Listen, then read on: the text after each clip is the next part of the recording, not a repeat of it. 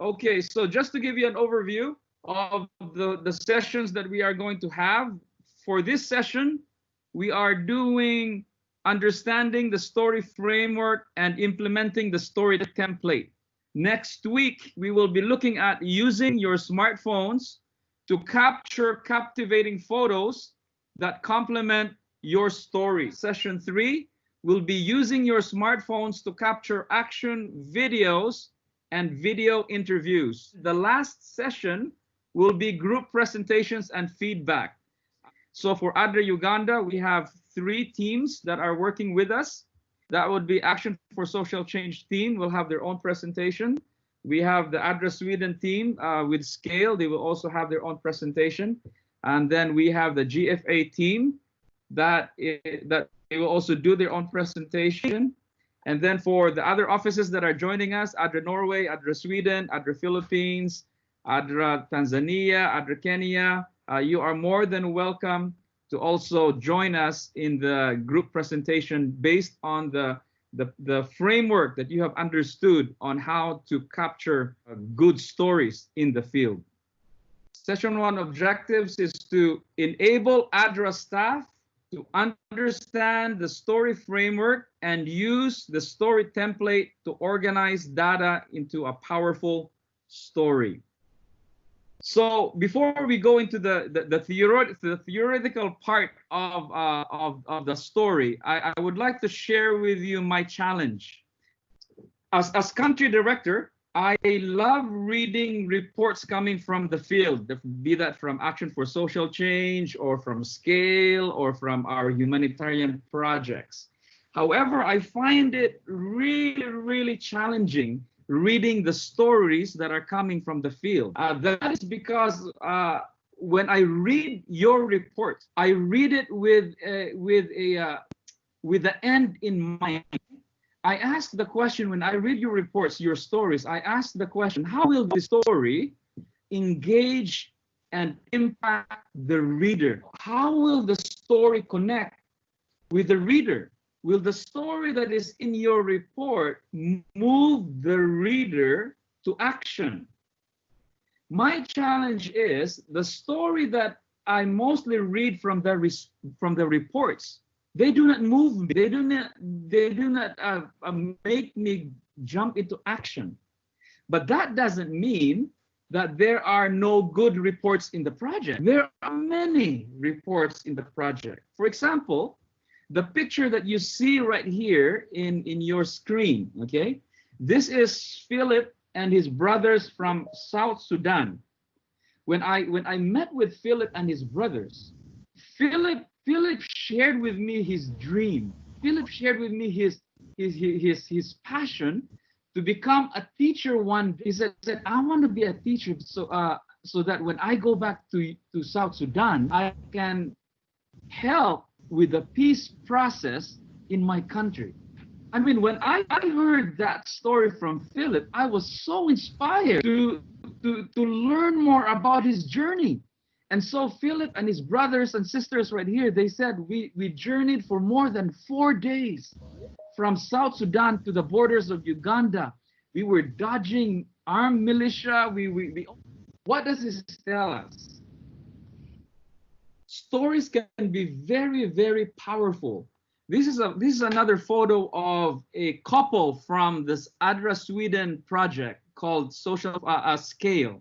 And just to give the context for those that are not from the Scale project, this area called the Acholi area was once Joseph Kony. You can Google that. Joseph Kony used to do a lot of atrocities in this area. So this couple that you're looking at was part of a larger group.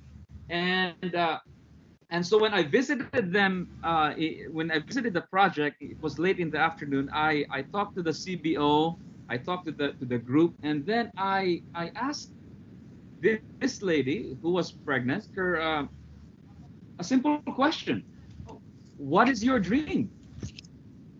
She then pulled her husband with her, and then she said that my dream was for my husband to be a doctor. And when she shared that, I was like, wow, that is a really fascinating dream for you to have your husband to be a doctor, considering that you live in a community that is extremely poor. So I continued and asked her, okay, tell me more about your dream of your husband to become a doctor. And then she shared with us how her CBO, how her group decided to work together and to accomplish this dream. So with the help of ADRA, the group shared with me that they first decided to put all their money together. ADRA gave them some small money, so they came together and they decided with the money that they have. There was about 30 other women in that group. They decided that they will brew some alcohol. This is the first time I've heard that ADRA is giving some money to a group, and they decided that they will brew some alcohol. And then the lady continued and said, after we have made enough money brewing alcohol, we will then use that money to buy some chickens. I said, okay, that's quite fascinating. Now it's improving. And then they said, after we have enough eggs and we have enough meat to sell chicken, then we will upgrade, and then we will buy some goats. And then after we have enough goats, the next step we're gonna do is we're gonna buy some pigs. After we have enough pigs to sell, the last thing we're gonna buy is we are going to buy some cows. If we have enough cows, we can go to the banks or to some kind of lending institution, and then we can tell them that we have enough cows to borrow money, and the money that we're gonna have, we are going to use to help with my husband, who is planning to go to Kampala and study to become a doctor. I never read any of that in the report from Scale, but when I went there, I was so fascinated with this dream of this lady or ladies that have the passion to send this husband to Kampala to become a doctor. And the way they did it is they are going to put all of their resources together, starting from brewing alcohol to chickens to goats to pigs and then to cows, and then use the cow as collateral to borrow more money from a bank or from an institution so that they can afford to send one of their husbands to go to school in Kampala. Now, can you imagine how powerful that story is? Unfortunately, I never had the chance to finish the story because it was getting dark and I had to leave with my staff back to the office as per policy. So what am I saying here? What am I trying to say? My time as country director in the field, as much as I would love to be in the field, my time is very limited. And not only is my time very limited, it is also very expensive. Can you imagine the per diem that the project would have to pay for me to go to the field? You get what I'm saying? Not that I'm being useless, but I'm saying that my time in the field is short. My time going to the field is going to be expensive. COVID-19 has changed the way we travel. Gone are the days where we would expect a team of 4 people from ADRA International to go to WFP and get a story. Do you know how expensive that would be? And not only that, all of the restrictions that COVID-19 will bring. See here, what I'm saying is that ADRA field staff has access to amazing stories. You guys are in the ground. You know the people there. However, most of the stories that we have, they are not consistently captured and shared with our donors and stakeholders. We want to share these amazing stories. I just shared 2 stories. There are other stories that I have heard in the field that are not captured in paper. Field staff, you have access to amazing stories, to inspiring stories. You speak the language, you know the people, you know their stories, you know them personally. And the thing is, you can even take photos, you can take videos of them, and they do not have any concern any concerns of what you're going to do with the photos and videos. And most of the field staff, the people trust you. They enjoy your company. Why? Because you bring hope, you bring compassion, you bring love, and most of all, you serve them so that they can live as God has intended. In my 4 years as country director here in Uganda, with a communication and media background, I realized that the major gap on why we have not captured the essence of the stories in the projects. And this is what the gap that I have seen. Field staff versus communication professionals like myself. Communication professionals like myself and donor offices, and most donor offices like ADRA Denmark or ADRA Norway or ADRA Sweden, they have some kind of dedicated communication specialists. Most of us communication professionals, we do not speak the language of program staff, of field staff.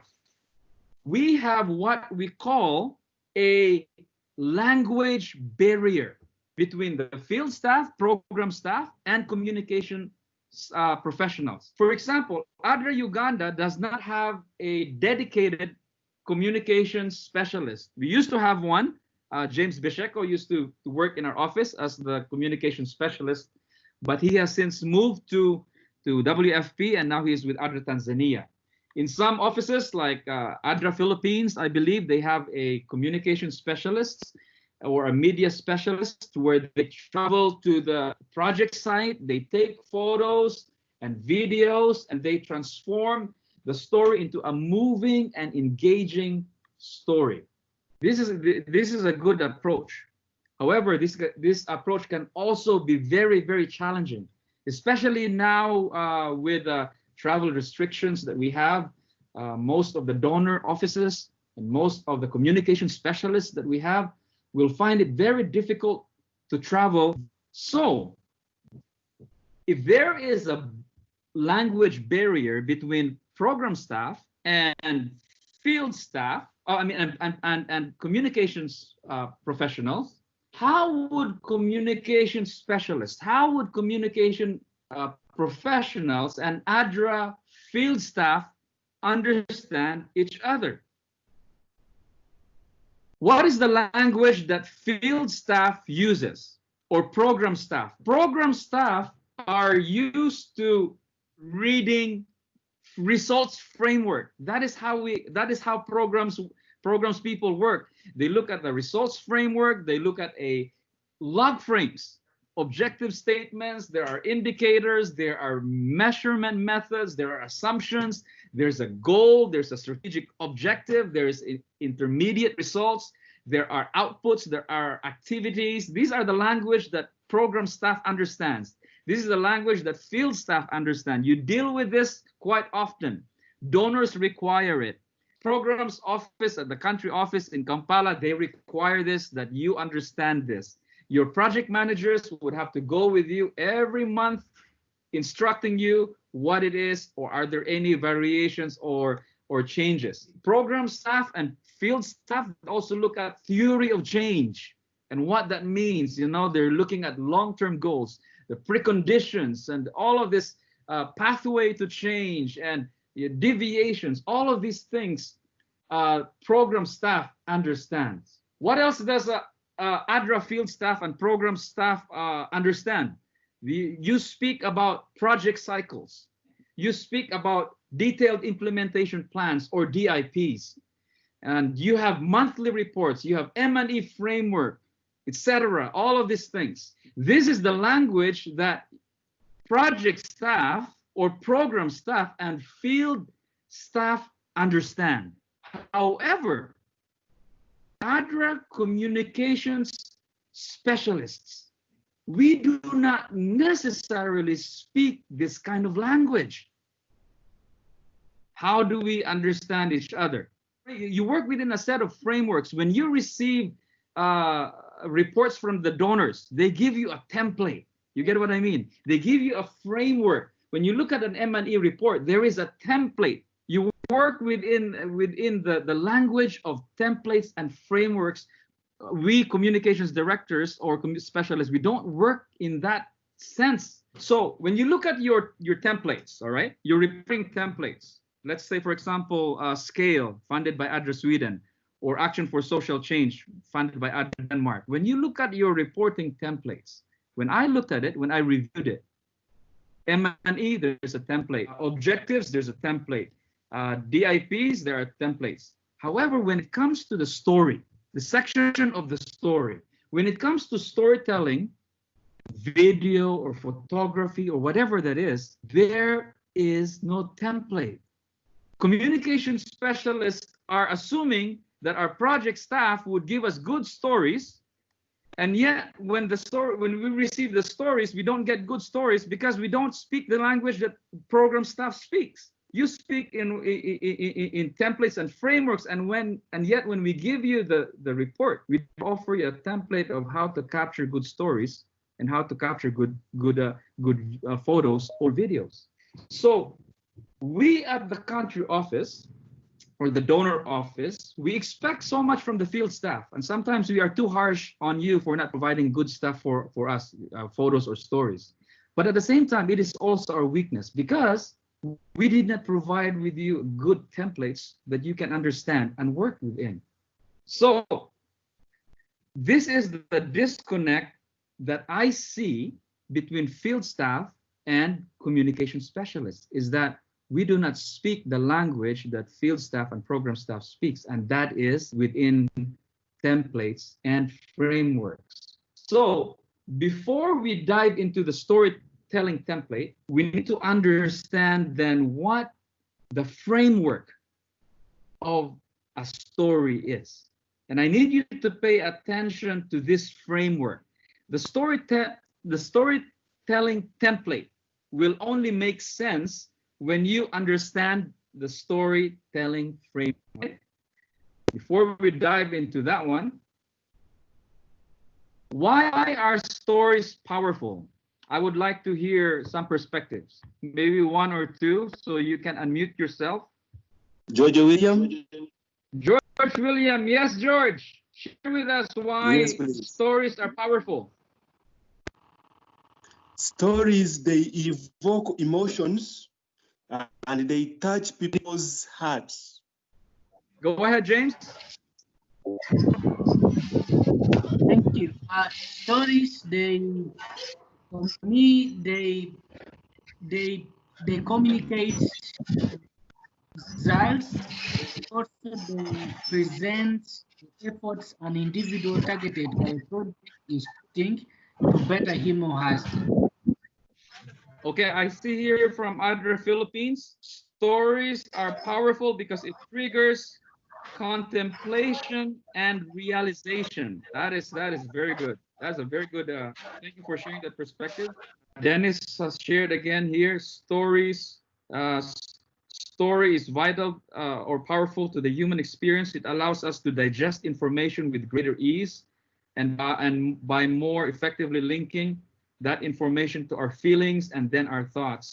Theo says stories can be read with ease and interest. So the first point I'd like to share why stories are powerful is stories transport us to another world. Whether that would be story readers, listeners, viewers, thought the story was true or made up, had little to no effect on how much it affected their beliefs. When we are transported into a story, regardless of whether it is true or not, it has great ability to change how we see the world. This is from a psychology research that was taken a few years ago. So in this photo that you have seen, I didn't take this photo, by the way. This is taken by a staff from Action for Social Change. This was way back in 2018 when we did the seminar. Now, let me tell you why this story has moved me. When I read about the story of an 8-year-old girl in Cotido, And this girl wanted to go to school, but instead you see here a girl fetching water that is 5 kilometers away. See the road where they have walked, and it is 5 kilometers away. And along the journey, this 8-year-old kid is traveling with other kids. So I asked, I think it was, I don't know who took this photo. I know it was a staff from Action for Social Change. And when I asked about this photo, the staff was telling me that this girl has to travel with other kids because it is for their protection. And I said, protection from what? It is broad daylight. It is midday. It is so hot. What protection do they need? And then the staff continues to say that they travel together because sometimes they get sexually harassed along the way by men. For me, that was so shocking. You know, as much as this little 8-year-old girl wanted to go to school, why is she fetching water? And then the staff says, well, because the parents could not afford to send her to school.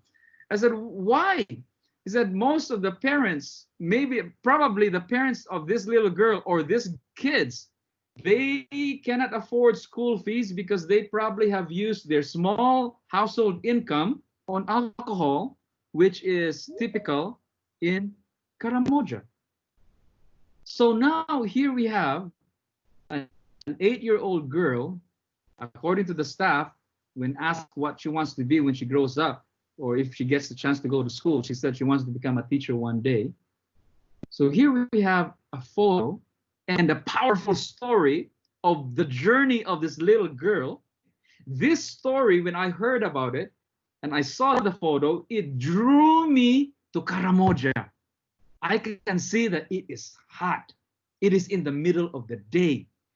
8-year-old girl is fetching water instead of going to school. You get what I mean?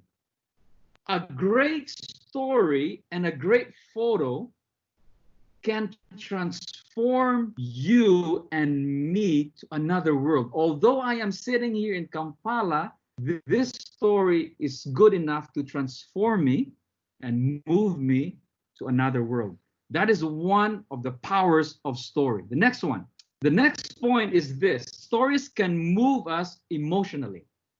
When the characters in a story feel great emotion, so do to the viewers. And the more they are in the story, the more it will be felt. Emotion is a large part of our decision-making process, and so moving our audience emotionally is also connected to the actions that they take after the story. So what does this mean for ADRA? If stories can move us emotionally, if the story that ADRA field workers collect, ADRA programs people collect, will show a character who is really emotional, the audience, the readers, the viewers, the listeners of the story is more likely to respond in a way that mirrors the emotion of the story of the person that you have captured. And the readers, the viewers, they will also be able to experience it. Great story cannot only change beliefs, but it can also change behaviors. Grace is from South Sudan in Bidi in 2017. Grace was working in South Sudan she works in the bank. And so when I visited the Swedish funded project in South Sudan, in Bidi, that's when I get to meet Grace. So Grace was telling me in one of her stories that she has lost everything when she escaped the war in South Sudan.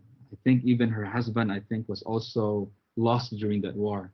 So in Uganda, Grace received a small plot of land given by the government so that she can start life again in Uganda.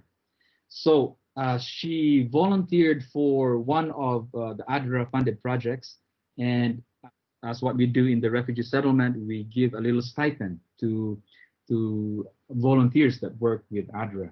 So what Grace did is that she used that small amount of money to recruit her friends to also volunteer for ADRA. Okay, and it's not a big amount. It is about 15,000 shillings, which is about $4 US a day every time they would come in.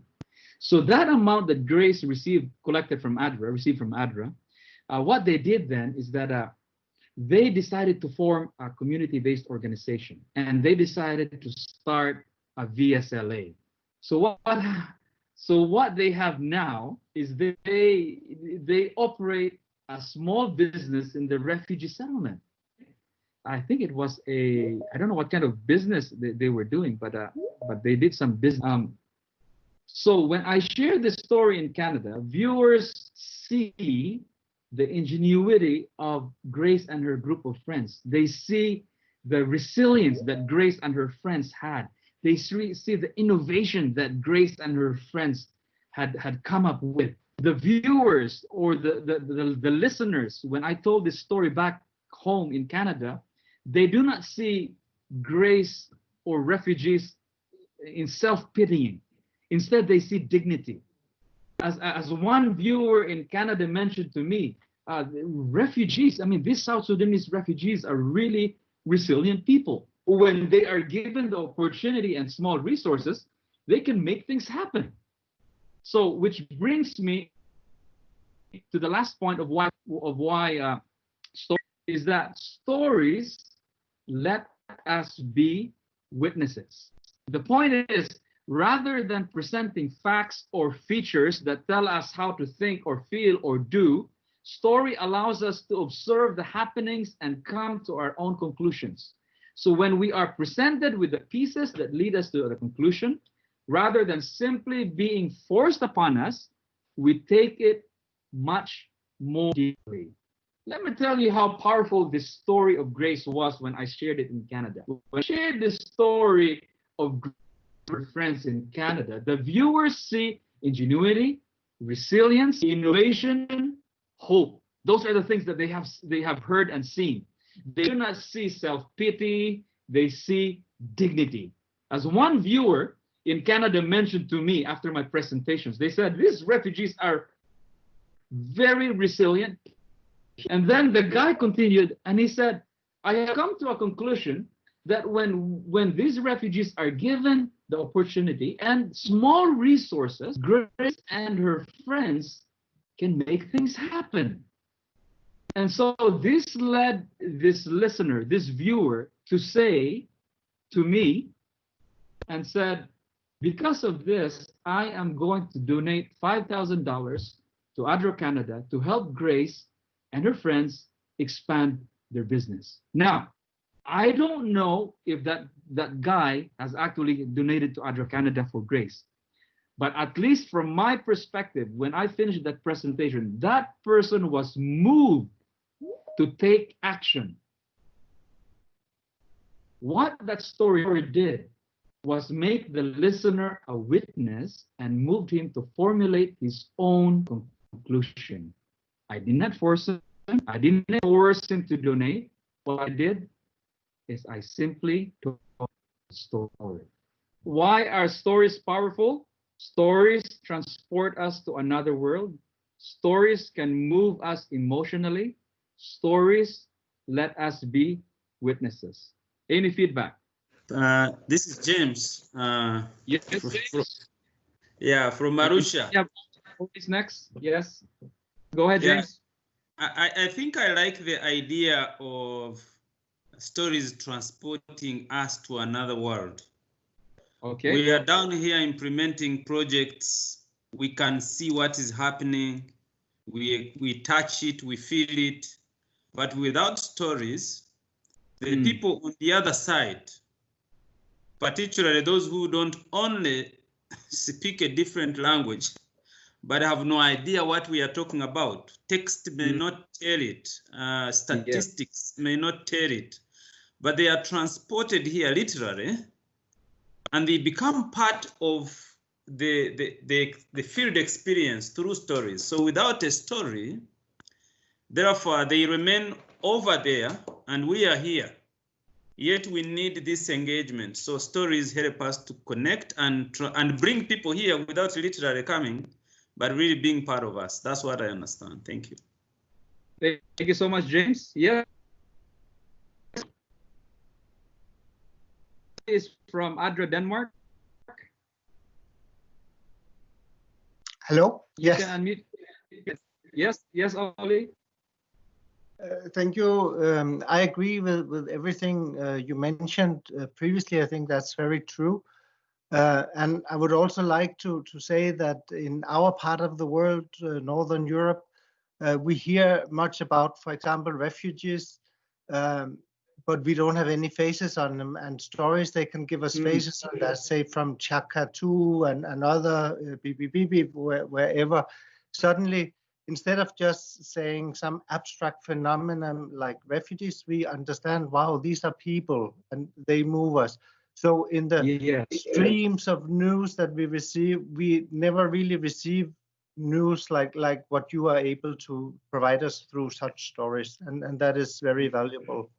Thank you. Excellent. Thank you so much. We're moving now to the framework of stories. Okay, there are 4 pillars of stories that you need to understand, so that when you implement the template, the storytelling template, you will understand why we ask certain questions. ADRA Philippines, Amy says stories can be shared via words, pictures, or videos. George William, as mentioned, we have donors who many times don't know the reality on the ground. It is important to attach stories to put faces on narratives we share. That is so crucial. Thank you for doing that, George. And thank you, Amy, also for highlighting that stories can be shared with words, photos, or videos. And yes, as what Oli has said, we need to attach faces to these things. Later on, when we dissect the framework of a story, most of the time as programs people or as field staff, we are so, especially M&E. M&E, I have to really highlight M&E because we are so data driven, right? Statistics enough, they don't tell a story. Okay, it doesn't put a face to it, and we will dive into that in one of the pillars. But thank you so much for that one. So let's move on to the next one. Okay, okay, what is a story? This is my definition. There are many definitions out there, by the way. However, for ADRA, I would like to propose this definition of a story. For ADRA field staff, for ADRA, the definition of story is a retelling of real experiences, often from a single perspective. Now, why do I say mostly from a single perspective? Let me prove my point from my communications, from a communications specialist and from a marketing background. An ADRA story, let me explain this. An ADRA story is not the fact that ADRA has provided, let's say, 500 masks as part of the PPE or the personal protective equipment to 500 COVID-19 task force. That is a statistic which can be part of the story, but that is not this story. Let me expound on this more. The story is this. The story is the lived experience of one of those task force workers. I'm just making the story up. I'm just saying that because it's COVID-19, you know, Action for Social Change at the Denmark project has been given the go-ahead to implement their COVID-19 intervention. And let's say in one of the narratives that George has, he says we will provide 500 PPEs to the task force workers. That is not the story, George. That is the statistics. So how can we make a story out of that activity? The story is this. We have to find one of those task force volunteers. And let's say that this volunteer task force worker invites an ADRA M&E or an ADRA field officer into her village, where most Ugandans in her village right now, they are on lockdown, so they don't have much income. This task force volunteer worker also has 5 children and doesn't have a husband. She's a single parent. And yet this task force worker, every day, she walks 5 kilometers away every day just so she can volunteer as a task force worker. Why would she do that? Why would she leave her children with her parents and move and walk 5 kilometers a day to town and volunteer as a task force worker? We realize that the reason why she does it is because she doesn't want an outbreak of COVID-19 in her district. Now, in other words, storytelling is the experience of one person that ADRA has helped, whereas statistics, 500 masks, 500 PPEs, are the collection of many. Now, that is how I'm proposing that we define what story is. Let us look at, it is a definition, it is a retelling of real experiences, often from a single perspective. If we tell it from a bigger perspective, then we lose the focus of what the story is about.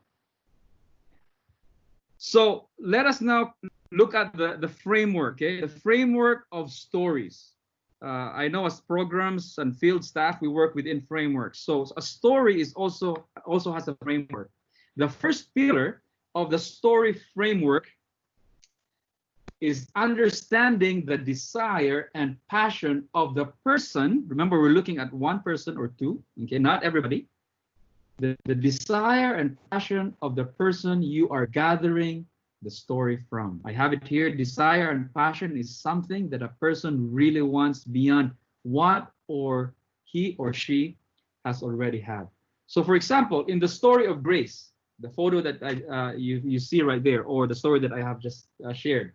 In this example, Grace has the desire and passion to help her fellow refugees by starting a small VSLA group. That's what her passion was, because she used to work in the bank back in South Sudan. So now that she's a refugee, she said, okay, I would like to do some banking still, but I'd like to also help my refugees. So what happens? She doesn't have the money. Grace doesn't have the money to start VSLA group. So what did she do? She decided to volunteer to work for ADRA for a small stipend of 15,000 shillings or $4 a day. So now what we have here is Grace's desire and passion is infectious, because she wants to help her fellow refugees start a VSLA group. Beneficiaries who really want something will make the audience fall in love with their desire and their passion. So when we look for that person in our project, we want to make sure that the person we are interviewing or getting the story has that desire and passion. We want to see them reach their goals, just like I was so excited to see Grace reach her goal. Okay, we want to be part of their journey and their success. That is just natural when we read those kind of stories. As an ADRA field staff or as an ADRA program staff, the first thing that you need is to find a person with a strong desire and passion. Okay, that desire also needs to be relevant to the specific story you are capturing. The person's desire needs to be relevant to the project objectives or change areas or theory of change and goals. You need to be you also need to know what your project is, because if you are randomly collecting stories that doesn't relate to the donor objectives and theory of change, then it doesn't make sense. Just because a person has a strong desire and passion, but if that desire and passion is not relevant to your project objectives, change areas and goals, then do not share that stories with us, because it doesn't relate with our objectives. Moving on to the next one. So here are some sample questions on how to bring out the desire and passion of the beneficiary. These questions are included in the storytelling template that you will receive at the end of this session. Now that you have understood what the desire is, these are the questions that will bring out answers to the desire and passion that you would like to bring out from a beneficiary. First one, question would, how would you describe yourself and what you care about? Okay, that's one question. Another question, what were you hoping for when ADRA entered your life? How does ADRA fit into your bigger goals and dreams for yourself? So those are the some of the three questions that can help bring out the passion in your beneficiaries, in the interview process that you have. These are questions that are included in the template that you will receive at the end of the sessions. In other words, what specific goal, dream, or desired result the beneficiary want to achieve that wasn't being met before ADRA came into their lives. So I'd like to share this next slide with you. This is the 16 basic desires. This is based on science. So here are the 16 basic desires. You can use this list to base the desire and passion of the beneficiary. Acceptance, the need to be appreciated. You can Google this, by the way. This is not my information. You can Google this. The second desire, curiosity, the need to gain basic knowledge. Eating, the need for food. Family, the need for care and children. Eating, the need for food. Family, the need to care for children. Honor, the need to be faithful to traditional values and clan and tribe. Idealism, the need for social justice. Independence, the need to be self-reliant. Order, the need to be prepared. Physical activity, the need for exercise. Power, the need to control of will. Romance, the need for mating or sex. Saving, the need to accumulate something. Social contact, the need for relationship with others. Social status, the need for social significance. Tranquility, the need to be secured and protected. And vengeance, the need to strike back against another person. So those are the 16 basic desires that we have.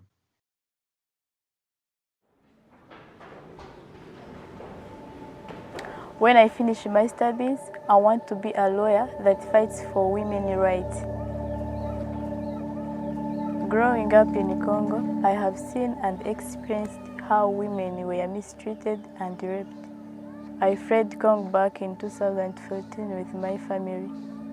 The rebels slaughtered our cows, burned our houses and crops. I saw the rebels kill my grandfather and cousins. We were running for our lives day and night. Sometimes we sleep in the bushes and hide in the caves during the day until we reached Uganda. Uganda is a real blessing. The government gave us a small plot of land so we can start a new life.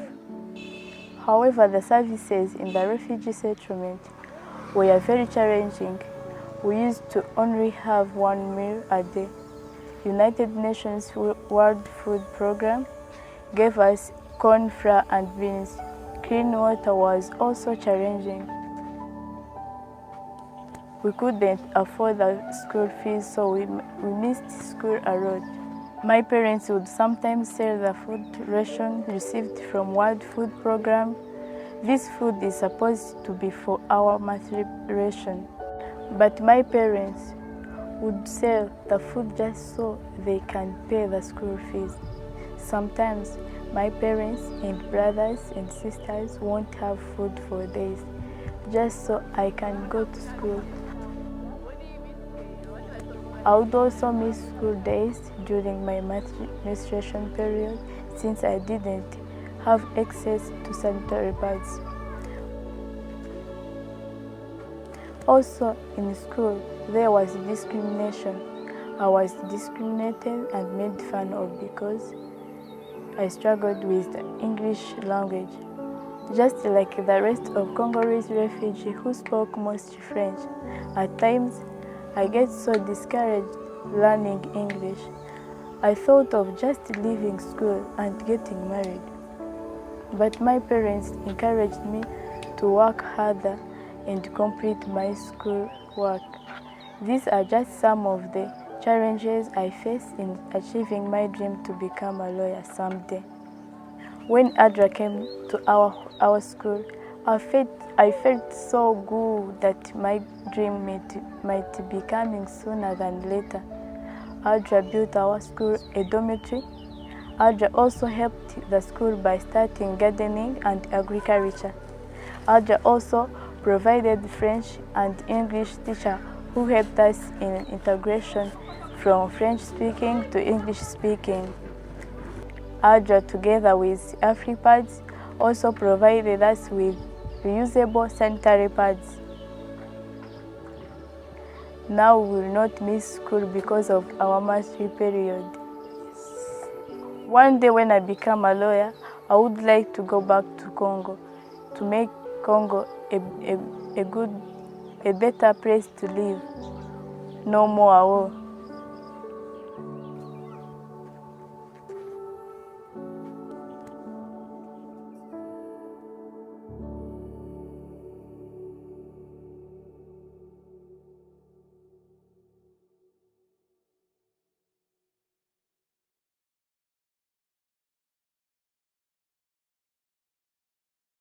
There are two passion and desire that falls under Judith's story, and that is curiosity, the need to gain knowledge, and idealism, the need for social justice. So that is the first pillar. The first pillar is understanding, desire, and passion. The second pillar is understanding the problem and conflict. Okay, this is really, really crucial. The problem is the petrol or the diesel or the gas that runs the story. The absence of a problem, the absence of conflict will make your story unrelatable. The problem, whatever it is an obstacle that prevents the person from achieving his or her desire. That's point number one. A story that has a problem, that has a conflict, will make your audience or your reader pay more attention. When James told the story, Judith wanted to become a lawyer. However, in her becoming a lawyer, she is still I think in senior high school. Okay. However, for her to go to college, she is overcoming so many obstacles, including lack of food in the refugee settlement, tuition fee, sanitary pads. All of those three things can derail in her passion to finish or to start becoming a lawyer. But that is the problem that James has identified. Now, we are serving more than 72,000 refugees in Rwanda. So can you imagine getting a statistics like that and focusing on one story to tell of a bigger need? So what James did is he decided to focus on Judith and say, Judith, tell us your passion. What is your passion? What do you want to become? What is your dream? And Judith says, I want to become a lawyer. That was her passion. And it was so evident in the video that she wants to become a lawyer. And so in that sense, James then asked, okay, what will be the problems that you will be facing to reach your goal? And then Judith then explained those three things. Lack of food. I don't have much food. Number one, second one is tuition fee. Third one, sanitary pads. Identify the problem. Without a problem in your story, then your story will be unrelatable. Here are some inputs that I would like to share with you. There are 6 universal conflicts that you need to be aware of. You won't have, by the way, you won't have this in the template, but I'm sharing this with you so that when you go to the storytelling template and you come to the section where it says understanding the problem, you will then know why we ask those kind of questions. Okay, 6 universal conflicts. Is there another person standing in the way of the beneficiary and her or his desire? That's one conflict. Second conflict is the beneficiary struggling to overcome something internally. Okay, man against himself. Is society preventing the beneficiary from reaching her or his desire? Now, action for social change. Scale project, this is what you need to be focusing on. As most of our work is in advocacy, we need to be asking the beneficiary this question: what is preventing this community? What is preventing this community-based organization or this person from achieving his or her desire? Now, in this case, for advocacy, for example, the community is missing a health center. According to the law of Uganda, because of the size of their community, the government has to give them a health center. But it is preventing, society is preventing them from achieving that. So identify that problem. Another one is the beneficiary facing natural elements or a disaster. There is flooding in Kasese. That is a disaster. That's a big problem. So now we have to identify that, asking questions that would relate. And the second one is the beneficiary challenging or being affected by technology or God. Those are the universal conflicts. It's not in the question that you have in the template, but it is for you to understand the context of the questions we are asking. So these sample questions that you have in the template that you will receive. First question is, why were you looking for a solution? What was the single biggest challenge you were facing before meeting ADRA? Can you think of a specific moment that demonstrates what the single challenge meant for you? Were there any major setbacks in your journey? Okay, those are just the sample questions that you will have in your template. So the third one, the third pillar, is understanding the journey.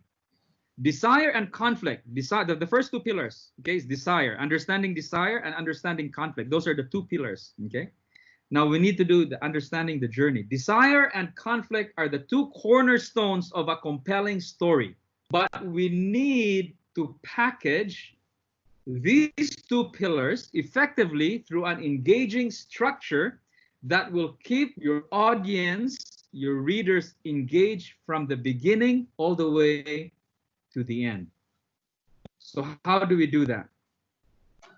These are the questions that we have come up with that will help you, or that will help us as communicators, as communication professionals, understand what the story is. What I'm giving you is a template. You don't have to write the story. You have to gather the data. You send the data to us as communication professionals.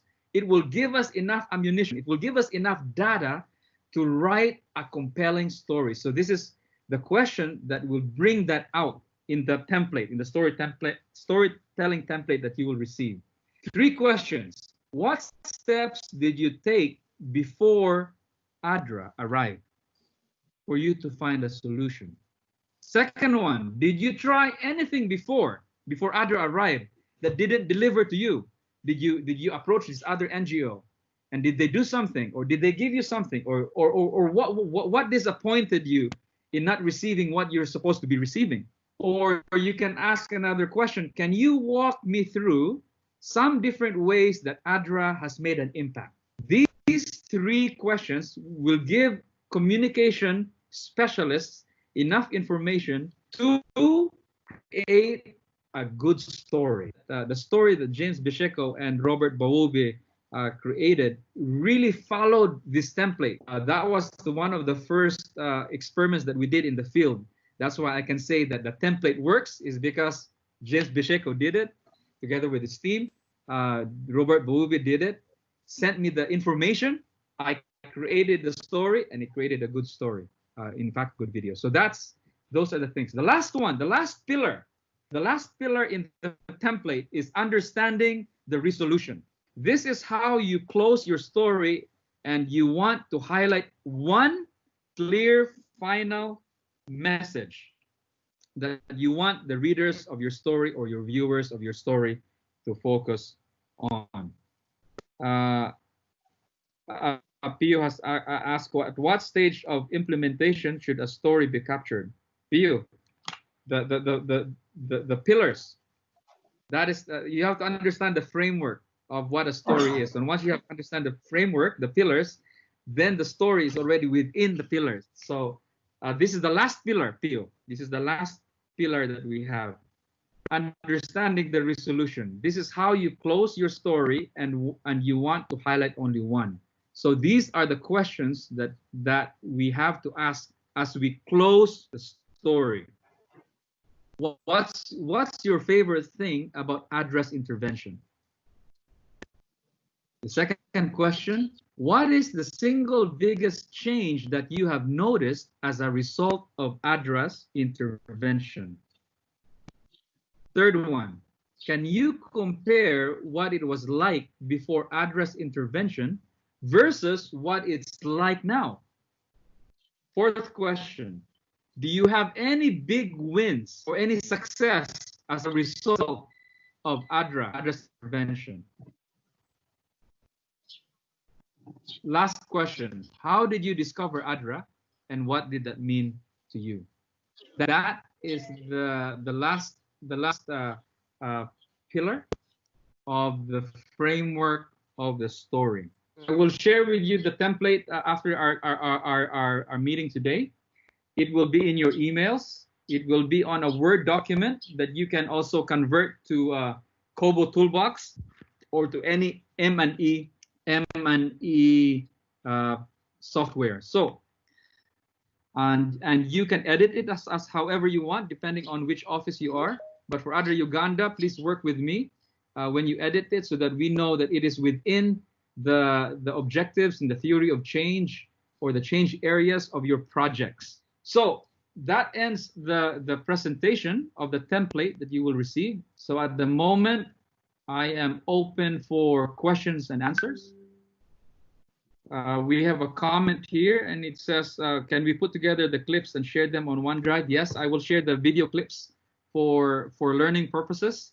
I'll have 2 video clips that I will share with all participants, and it's for learning purposes. You can dissect it.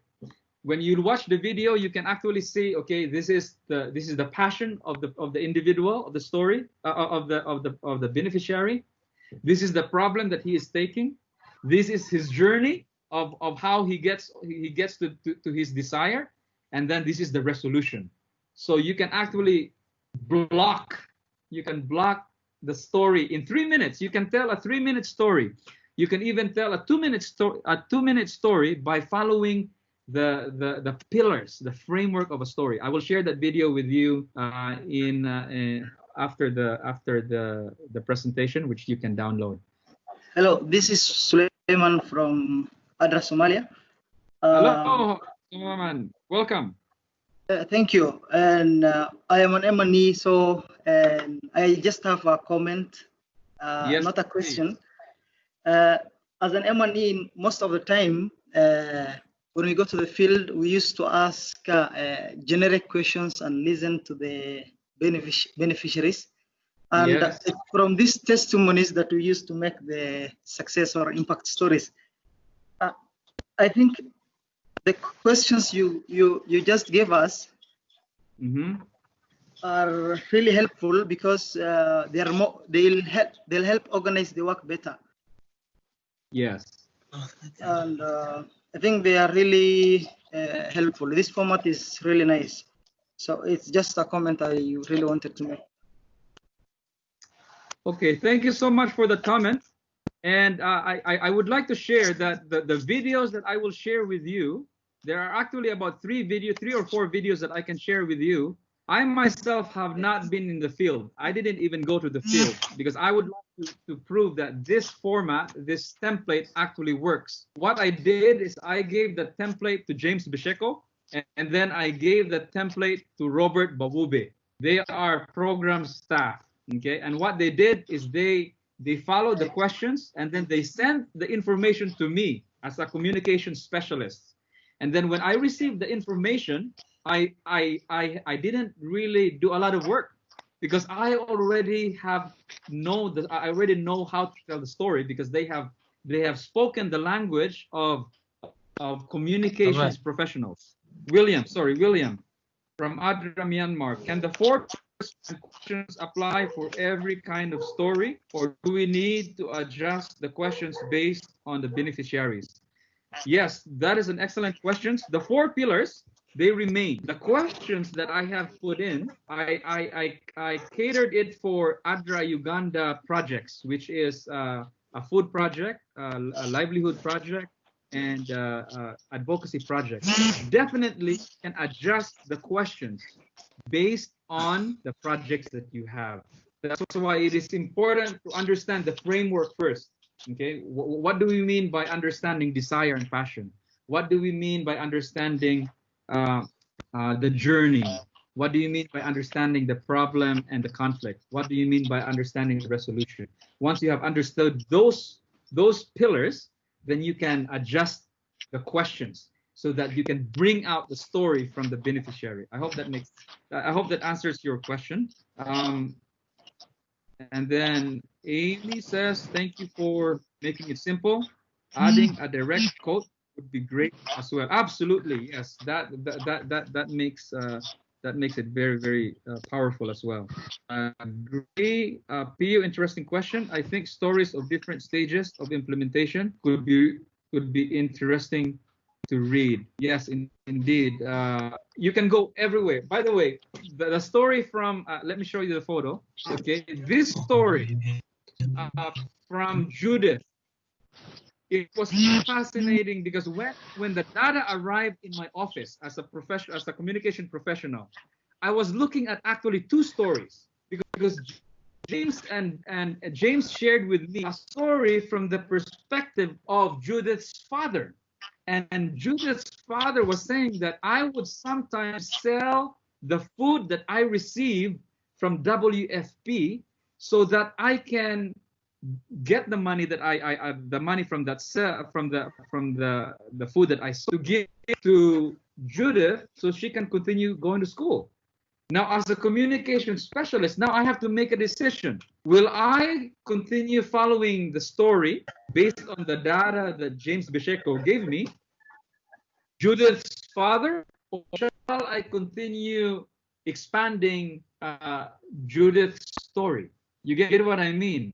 So what the programs field staff has given me as a communication specialist is you have given me enough ammunition to tell a compelling story and then enough information to make decisions on how on what direction shall I take the story more on. Does that make sense?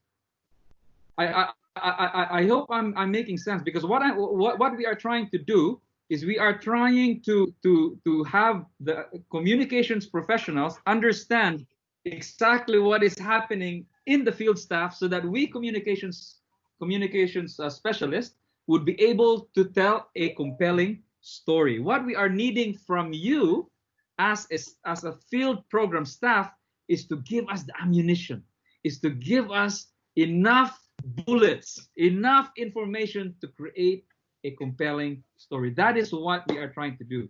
We don't want to make your job more harder by composing a story or writing a story, because program field staff, for example, M&E has enough tasks to you have enough work to do. Okay, a program manager has enough work to do. For example, I tell George William or I tell Esther, in Cotido or in Karamoja, George William is the country director. In Acholi region, who is the country director? It is going to be Esther. In the whole of Chigegwa and Kamwenge, the project managers are the country director. You have enough tasks in your hands. But what we're asking you to do, we are giving you a tool as communications professionals. We are giving you a tool to capture those data, which works within your framework and your language as a programs person, and then you give us those data, and then the professional communication specialist can work on the data that you have. I hope I made it clear. Okay, Pio, point of clarification. Oh, sorry. We have Esther has a feedback. Can one capture and share part of the story and later give the full story? Absolutely. And this is where the beautiful thing of working with the template, with the storytelling template, is because when you give me the template back in your report, I read through the report. I have so many options. I can say, Esther, wait a minute. I think it is best to share with the donors a part of the story. Okay, for fundraising purposes. We can even say for fundraising purposes, because we want to continue the project. We want to continue the project so that we can see what the end of the story is. We don't want to tell the story, the full story yet. Again, Esther, this is the beautiful thing of the template, is because it gives me as a communication specialist so many options on how to end the story or where to start the story. Absolutely, that is definitely clear. And then thank you, George, for the comment. And Pio, point of clarification: did you say we capture stories ourselves, or send the responses to the questions in the template communication officials? Yes, Pio.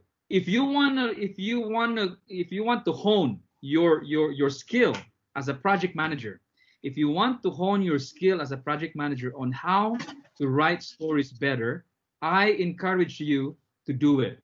Okay, I encourage you to do it, because let me tell you, it will make you a better project manager. Here's an example. When the WFP country director visited Ramwanja in last year, okay, I only have 5 minutes with him in the field. You know what I did? I told a story. And because of that story, he has emailed me and said, can we find more time to listen to more stories that you have received, that you were telling me? He wants me to expound more and to continue the story that I just told him. So what am I telling you, Pio? I'm telling you that if you would like to become a better project manager, you need to learn how to tell a good story. Because when a donor comes in, let's say ADRA Norway comes to the project field, you need to tell a story. The statistics we can read in the report, but the stories sometimes it's not covered in. So I hope that answers your question. You can do two things. If you do not want to write the story yourself, you can also send the data to us, the communication specialist, and then we can also do our work. I hope that is clear. Loy, can we begin taking stories now and send the photos later?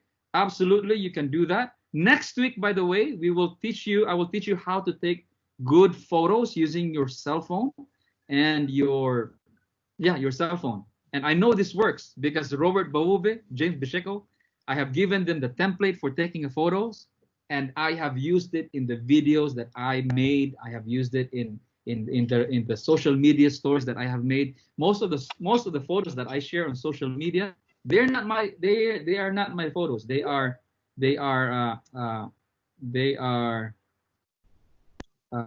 sorry, I'm running out of data. They are photos from the field.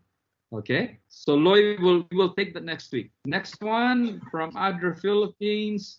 Can this template pillars be applied to different types of audience to whom the story? Yes, absolutely. In the template that I will send to you, what I shared you is the pillars, is the framework. But in the template, it will say audience. It will say the objective of the project. Okay. So it will guide M&E to be specifically to be project related. Although the questions will be there, it is not an end all. It is open so that you yourself, as you understood the framework, you can adjust the stories to grab all of those things. Absolutely. Okay. And then James says, thank you, Charles. I need help with to connect passion with resolution. In which pillar do we have to document watch this space for information? Do we have to put it in the... Okay, James, there are two kinds of storytelling, as what I have said. In the resolution, okay, it would be best that you let the reader do the thinking instead of us pushing, because then that makes us a salesman. I don't like to take that approach. There are stories that do that. Like, for example, what I did with the story of Grace. What I did is I told the story of Grace that ADRA gave Grace $4 a day, and she worked for 2 months, because that was how long. No, not 2 months. He worked for about 8 months with the ADRA Sweden project. But within the 8 months, she has saved enough money to start a business. Okay, and that's all the story I told. The resolution was the business was working. So in that story, the audience, the person listening to the story, after I ended my story, approached me in the back and says, "Look, I am so compelled with the story. I am so inspired by what Grace and her friends are doing. I am going to donate to ADRA Canada $5,000. So I would rather approach story that way, James. That's why it is so crucial that we have all the information, that we grab the essence of the story, so that when we tell the story to a wider audience, they will be able to donate. They will be able to decide on their own. They will be able to decide on their own. I hope that answers your question, James.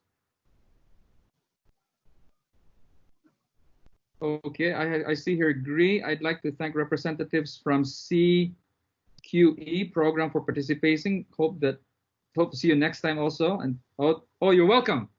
You're welcome. Thanks for the comments. So next week is very specific. We are going into your cell phones. Okay, we will be working with cell phones. I do hope that program staff, you have a good cell phone. For those within ADRA Uganda or within East Africa, if you need advice on what cell phone to purchase, I have shared with you our IT officer's email. Please contact him. He can give you good advice. He's an excellent person to work with. This will be our main tool for doing videos, doing photos, and doing interviews. So next week, what we are doing is we are going to be let me just finish this. Okay. So next week we are going to be dealing with how to use our cell phones to capture excellent stories, excellent photos, excellent videos. The cell phone, the email again. Let me repeat. The email for my IT officer was sent to you on the invite. It's icto@adrauganda.org. If you need advice, if you need to purchase a new cell phone, or if your cell phone is okay, please email him. So that is it for today. Next week we will learn again templates. We are working within templates. We will learn how to use template the photo template in our reports on how to take good photos and videos. Is that okay? And then the following week, what we will do, we will look on how to use our cell phones to capture good videos that we can use in our marketing and in our marketing and reports. I would like to request maybe James Bisheko, if you can, any app to download. Amy, can you please clarify what app are you trying to download? Oh, for the photos, for next week, the native app would be fine. The native app from your phone is okay. We will be dealing with the basic phone application, photo phone application that you have. We'll be using those ones. So we won't be using a specific. Okay, so not video. Video editing, Amy, will be the week after next week. So next week we'll be dealing with using your cell phones to take photos. The following week we will be discussing using your cell phones to capture videos. And then I will be introducing several tools on how to do that, because with video you need to have a good tool, okay? And hopefully you can advocate your donors to approve to purchase those tools. They're not expensive tools, but they are necessary tools for you to take good videos. The reason why I'm dedicating a whole session for videos, because video is such a powerful tool, but at the same time it is a little bit technical, but we will make it easier for program staff to do those things. Okay, so next week, get your cell phones ready. I will present to you a template so that you can follow on when you're in the project sites. So that ends our meeting. If there are no more, thank you so much for all the comments. I'm so glad Harriet is joining us. I know she is on leave. Harriet is our M&E manager. Thank you for joining. So let us end with a prayer. James Bisheko, ADRA Tanzania, please end with prayer, please. Okay, let us pray. Dear God, we thank you for giving us the opportunity to learn together. on how to tell stories. We are in this business, Lord, of having to connect people through these stories. Those who are out there and ready and willing to help with those that are in need. And as we are in the middle, Lord, enable us to learn and to be able to tell the stories that will make the change that you wish to see in the world. Continue to bless Charles as he prepares and he plans to enrich us with these skills, and keep us safe until the next time we meet. In Jesus' name, amen. Thank you, everybody. See you next week. You take care, stay safe, keep COVID away. Okay, bye.